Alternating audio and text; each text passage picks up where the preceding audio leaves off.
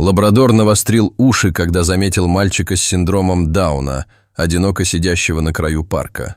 Что-то в тихой неподвижности ребенка заставило пса броситься вперед. Его движения были неторопливыми, но при этом полными настойчивости. Когда мальчик повернулся к нему лицом, реакция лабрадора была мгновенной, словно свет пробился сквозь тьму. Его нежный взгляд зафиксировался на ребенке с такой силой, что любой наблюдатель остановился бы вместе. То, что произошло дальше, тронуло бы самое сердце. Момент был настолько чистым, что не поддавался объяснению. Золотистый мех лабрадора замерцал, когда она направилась к Дэниелу с явной мягкостью, слегка виляя хвостом. Дэниел, сидевший на крыльце своего дома, замер на полуслове, его маленькие пальчики перестали рассеянно водить по бетону. Улица. Его широко раскрытые любопытные глаза были устремлены на лабрадора. Выражение лица было непроницаемым, но сосредоточенным. Это было необычно. Дэниел редко проявлял интерес к окружающему миру. Собака остановилась в нескольких футах от Дэниела. Ее теплые карие глаза остановились на нем, как будто она понимала, что мальчик не такой, как все. В ней не было ни порывистой энергии, ни лая, только терпение. Лабрадор присела на задние лапы.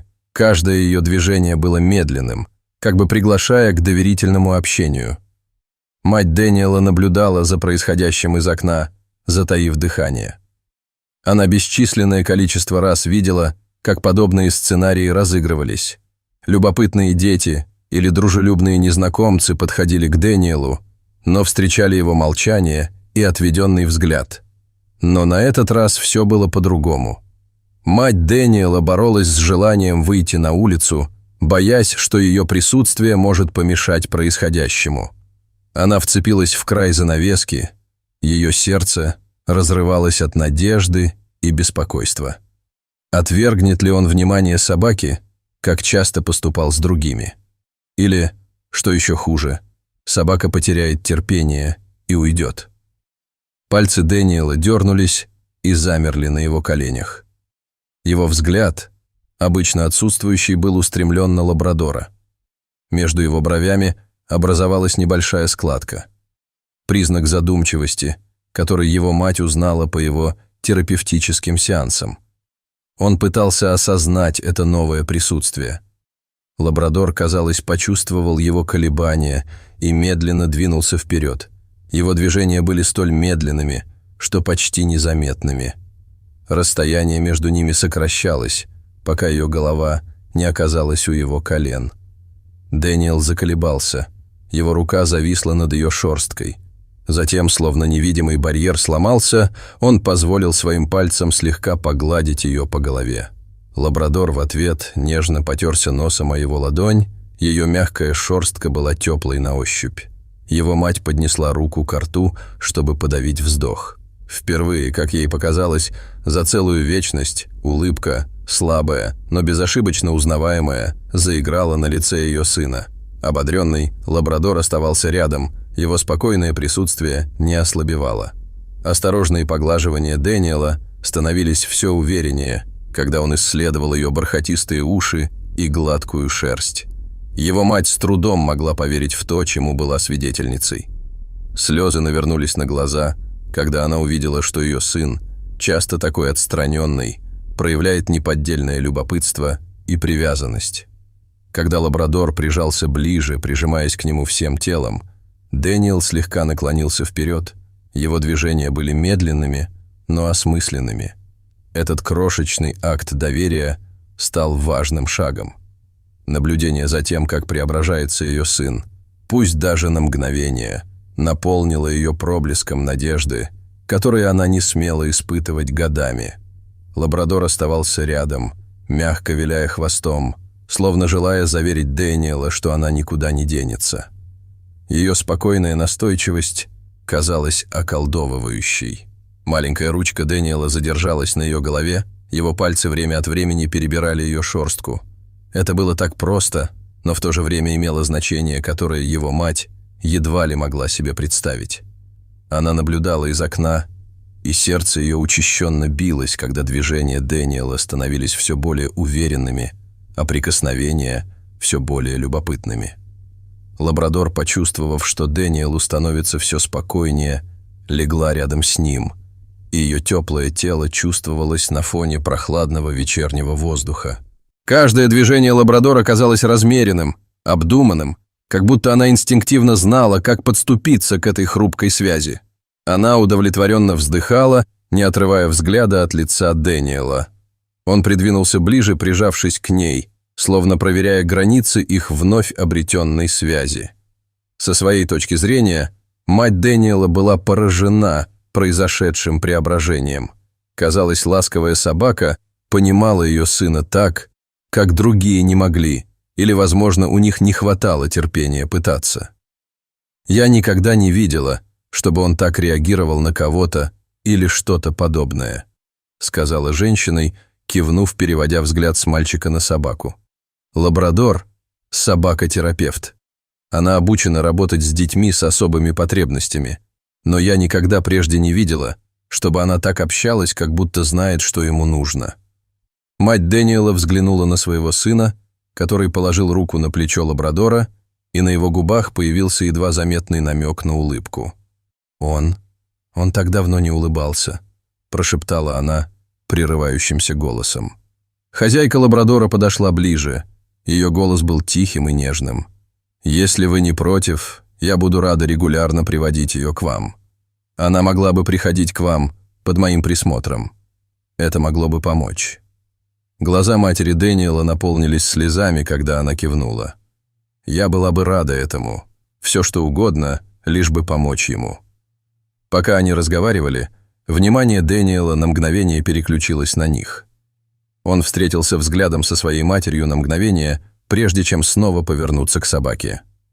Это был мимолетный момент, но он говорил о многом. Он не отступал от мира, он уже начал тянуться к ней, шаг за шагом. Лабрадор слегка приподнял голову, ее уши встали торчком, как бы подтверждая, что она согласна. Лабрадор оставался рядом с Дэниелом, ее постоянное присутствие придавало ему сил так, что не передать словами. Позже, когда золотистый свет заходящего солнца заливал тихую улицу, мать Дэниела обнаружила, что осмеливается надеяться. Возможность регулярно видеться с лабрадором казалась ей спасательным кругом, шансом для ее сына построить то, от чего она почти отказалась – доверие. Лабрадор стал постоянным гостем, и ее присутствие приносило свет в тихий мир Дэниела. Каждый раз, когда лабрадор появлялся у ворот, лицо Дэниела озарялось искренней улыбкой. Он стремился к ступенькам, ожидая, когда она подойдет, и с каждым разом его движения становились все более обдуманными и уверенными. Хозяйка лабрадора сдержала свое обещание, воспитывая нежную собаку с тем терпением и заботой, которые так понравились матери Дэниела. Эти визиты быстро стали главным событием недели для Дэниела. Спокойное поведение лабрадора побуждало его искать новые способы взаимодействия, а ее постоянное общение стало связующим звеном между мальчиком и окружающим миром. Во время одного из визитов лабрадор принес игрушку – маленький мячик, который износился от долгого использования. Она легонько подтолкнула его к Дэниелу, который с любопытством посмотрел на нее. Сначала он колебался, не зная, что делать. Лабрадор ждала, тихонько виляя хвостом, словно подбадривая его. Затем осторожными пальцами Дэниел поднял мяч и подкатил его обратно к ней. Это был простой жест, но он означал значительный шаг вперед. Его мать, наблюдавшая за происходящим с крыльца, почувствовала, как слезы защипали ей глаза, и она прижала его к груди. Это была не просто игра, это была связь, искра взаимодействия, которую она так мечтала увидеть. Со временем таких моментов становилось все больше. Лабрадор прижимался к Дэниелу, когда он казался замкнутым, мягко возвращая его в настоящее. Его смех, когда-то редкий и мимолетный, стал наполнять дом во время ее визитов. Даже во время сеансов психотерапии его терапевт заметила разницу. Дэниел стал более активным, с большим желанием пробовать что-то новое. Как будто постоянное присутствие лабрадора высвободило ту часть его души, которая была скрыта. Но как только успехи Дэниела начали набирать обороты, Над их новым распорядком дня нависла тень. Мать Дэниела молча наблюдала, но не могла не замечать растущее беспокойство. На следующей неделе визит лабрадора не состоялся. Прошла еще неделя. Дэниел сидел на ступеньках, не сводя взгляда с улицы, где обычно появлялась собака, и его улыбка сменилась отсутствующим взглядом. Сердце его матери разбилось, когда она увидела, как тускнеет свет в глазах ее сына. Она знала, что должна что-то сделать, но не могла избавиться от страха перед тем, что может произойти дальше. Неужели эта связь, такая хрупкая и драгоценная, исчезнет, не успев полностью укорениться? Дэниел тихо сидел на ступеньках, сгорбившись, и выводил невидимые узоры на бетоне. Неделями он ждал, не сводя глаз с улицы, на которой всегда виднелись лабрадоры. Но золотая фигура так и не вернулась. Отсутствие было ощутимым. Тяжесть, которая, казалось, все глубже затягивала его в тихое пространство, которое он только начал покидать. Его мать, наблюдавшая за ним из окна, увидела, как свет в его глазах угасает, и ее сердце сжалось от беспокойства. Полной решимости найти ответы, она обратилась к хозяйке лабрадора. Новость была отрезвляющей. Женщина серьезно заболела, и ее состояние ухудшалось с каждым днем. Не имея возможности ухаживать за своей любимой собакой, она временно отдала лабрадора в местный приют. Мысль о том, что ласковый лабрадор заперт в конуре, вызвала у матери Дэниела приступ грусти, но это также натолкнуло ее на идею. Она позвонила в приют и договорилась о встрече, надеясь, что встреча с лабрадором поднимет настроение ее сына. Когда настал этот день, Дэниел казался подавленным, но готовым пойти. Мать крепко держала его за руку, когда они вошли в шумное убежище, оглушенное лаем собак. Шаги Дэниела замедлились, он крепче сжал ее руку, а его глаза нервно забегали по сторонам. Она присела на корточки, чтобы быть на одном уровне с ним, и прошептала: «Лабрадор ждет тебя, пойдем поищем ее». Они медленно шли вдоль рядов питомников, пока не дошли до угла, где находился лабрадор. Лабрадор свернулся калачиком, его золотистый мех потускнел от стерильной обстановки. На мгновение Дэниел заколебался. На его лице отразилась смесь надежды и неуверенности. Затем, словно почувствовав его присутствие, лабрадор поднял голову. Ее уши навострились, а хвост начал тихонько постукивать по полу конуры. «Лабрадор», — прошептала мать Дэниела хриплым от волнения голосом. Дэниел подошел ближе, его маленькие пальчики вцепились в прутья двери конуры. Лабрадор поднялся на лапы и подошел ближе, яростно виляя хвостом, когда ее нос коснулся его руки. Глаза мальчика загорелись узнаванием, и на его лице появилась легкая улыбка, первая за много дней. «Привет», — тихо сказал он. Его голос был едва слышен, но полон облегчения. Сотрудники приюта, тронутые встречей, открыли конуру. Лабрадор вышла из нее и нежно потерлась носом о морду Дэниела. Он издал тихий смешок, такой чистый, что на глаза его матери навернулись слезы. Она с изумлением наблюдала, как руки ее сына скользят по меху лабрадора, а его тихий шепот выливается в поток простых слов, которых она не слышала уже несколько недель. Сотрудники объяснили, что владелец лабрадора все еще находится под опекой, но приют готов оказать содействие в посещениях или даже во временном опекунстве, если удастся договориться. Мать Дэниела не колебалась. «Я сделаю все, что потребуется», — сказала она твердым голосом. Когда в тот день они покинули приют, впервые за несколько недель оказавшись рядом с лабрадором, мать Дэниела почувствовала, как к ней возвращается хрупкая надежда. Связь между мальчиком и собакой была несомненной. Это был спасательный круг, который ни один из них не мог позволить себе потерять. Присутствие лабрадора быстро стало постоянным в жизни Дэниела, укрепляя его так, как его мать и представить себе не могла. Когда она была рядом, Он начал выходить за пределы их тихого дома. Однажды, солнечным субботним днем, его мать решила повести его в местный парк, место, которое всегда вызывало у него восхищение. Мысль о шумных качелях и орущих детях заставляла ее колебаться, но поскольку лабрадор был рядом, она верила, что Дэниел справится с этой задачей. Дэниел крепко сжимал поводок лабрадора, когда они подходили ко входу в парк. Его шаги были медленными и неуверенными, но мать видела решимость в его глазах. «Почему бы тебе сегодня не покататься на качелях, Дэниел?» – мягко предложила она, указывая на игровую площадку.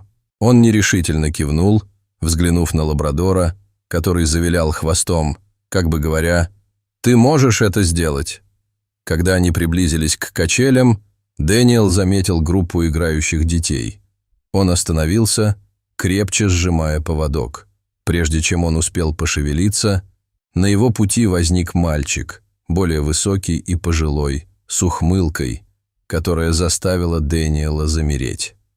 «Что это такое? Ты привел в парк свою собаку-няньку?» Парень усмехнулся. В его тоне сквозила насмешка. У Дэниела сжалось сердце, и он инстинктивно придвинулся ближе к лабрадору, ища ее постоянного присутствия. Хулиган продолжал кружить вокруг них. «Что случилось, чудак? Ты не можешь говорить? Или за вас все говорит собака?»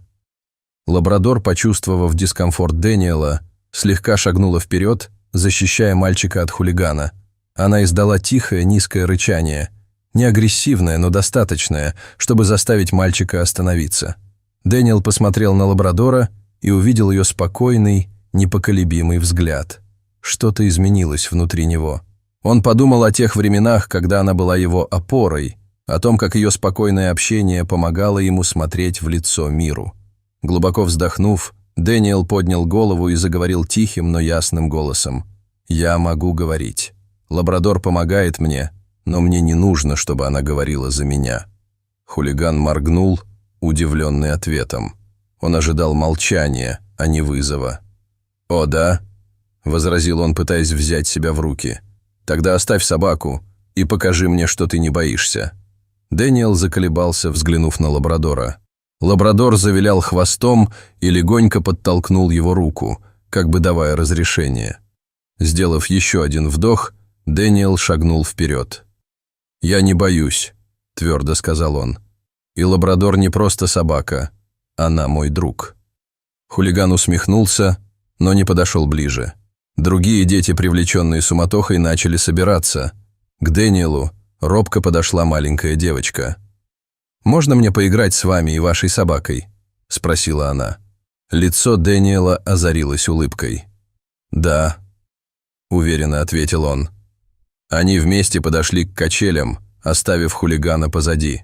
Пока Дэниел раскачивался все выше и выше, смеясь вместе с другими детьми, его мать наблюдала издалека со слезами на глазах. Ее сын, который когда-то был так изолирован, обрел голос и мужество. Лабрадор сидела у подножия качелей, виляя хвостом, как будто знала, каким триумфом на самом деле был этот момент. Парк стал неотъемлемой частью жизни Дэниела. Место, которое когда-то наводило на него ужас, теперь изобиловало возможностями. Рядом с лабрадором он больше не боялся шума или непредсказуемой энергии игровой площадки. Вместо этого он с энтузиазмом принялся изучать горки, качели и даже карусель. С каждым визитом у него появлялись новые знакомства, так как дети, которые раньше избегали его, начали подходить, интересуясь мальчиком с золотистым лабрадором. Однажды солнечным днем его мать наблюдала со скамейки, как ее сын присоединился к группе детей, игравших в салочки. Он громко смеялся, когда бежал по траве. Его движения были плавными и свободными. Лабрадор бежала за ним, яростно виляя хвостом, словно разделяя его радость. Это была сцена, о которой ее мать мечтала, но никогда не осмеливалась поверить, что это возможно. Когда игра закончилась, к Дэниелу подошел мальчик из группы. «Ты действительно быстрый», — сказал он, ухмыляясь. Хочешь сыграть завтра снова?» Дэниел на мгновение заколебался, затем кивнул. «Хорошо», — ответил он ровным голосом. Простота этого обмена мнениями вызвала слезы на глазах у его матери. Ее сын не просто участвовал, он поддерживал связь, формируя узы, которые, как она думала, всегда будут ускользать от него. Дома изменения были еще более значительными. Дэниел стал чаще использовать слова, составляя из них простые предложения. «Лабрадор, пойдем на улицу», — говорил он, нетерпеливо натягивая поводок. Во время семейных посиделок он оставался в гостиной, вместо того, чтобы удалиться в тихий уголок. Его двоюродные братья и сестры, которые когда-то не знали, как с ним общаться, теперь играли с ним в игры, привлеченные его вновь обретенной уверенностью. Однажды вечером во время ужина Дэниел оторвал взгляд от тарелки и обратился прямо к матери. «Мне нравится парк», — сказал он. Слова были простыми, но их вес был неизмерим. Она потянулась через стол и сжала его руку, а ее глаза наполнились слезами. «Я так горжусь тобой», — тихо сказала она. Присутствие лабрадора распространялось не только на дом и парк. Работа. Она стала неотъемлемой частью терапевтических сеансов Дэниела, помогая ему оставаться сосредоточенным и мотивированным. Его терапевт восхищался его прогрессом. «Он проявляет интерес к жизни так, как я никогда раньше не замечала», — сказала она его матери. «Лабрадор что-то в нем открывает». Один особенно запоминающийся момент произошел во время семейного собрания. Пока родственники болтали, а дети играли, Дэниел стоял в центре комнаты, держа лабрадора за поводок. Подошел его двоюродный брат и спросил: «Это твоя собака?» Дэниел поднял голову, и его лицо озарилось гордостью. Он четко сказал: «Она моя лучшая подруга». На мгновение в зале воцарилась тишина. Затем раздались радостные возгласы и аплодисменты. Дэниел, пораженный таким вниманием, зарылся лицом в мех лабрадора. Но он улыбался, широкой, непринужденной улыбкой, которая говорила о связи и принадлежности. Шли месяцы, а мир Дэниела продолжал расширяться. Он начал посещать небольшую общественную программу, где общался с другими детьми в структурированной среде. Лабрадор, которая всегда была рядом с ним, помогала ему спокойно воспринимать новые впечатления. Учителя отмечали его стремление к активному общению, а одноклассники охотно вовлекали его в свои занятия. Для матери Дэниела это превращение было настоящим чудом. Она часто ловила себя на том, что наблюдает за своим сыном и лабрадором, поражаясь той связи, которая изменила их жизни. Лабрадор была не просто компаньоном, она была мостом, связующим звеном между Дэниелом и миром. Однажды вечером, когда солнце скрылось за горизонтом, Дэниел сидел на крыльце рядом с лабрадором. Он положил голову ей на плечо, нежно поглаживая рукой ее шерстку. «Ты мой лучший друг», — прошептал он ровным и уверенным голосом. С того дня связь между Дэниелом и лабрадором оставалась нерушимой, что свидетельствовало о силе любви, терпения и доверия. Вместе они продолжали преобразовывать жизни друг друга, шаг за шагом, мгновение за мгновением. Путешествие Дэниела с лабрадором показывает нам невероятную силу связи, мужества и любви. Их связь изменила все. От тихого мальчика, потерявшегося в своем собственном мире, до уверенного в себе ребенка, стремящегося к жизни. Это напоминание о том, что даже самые незначительные жесты могут привести к самым большим переменам. Что бы вы сделали, если бы стали свидетелем такой необыкновенной дружбы? Дайте нам знать в комментариях ниже.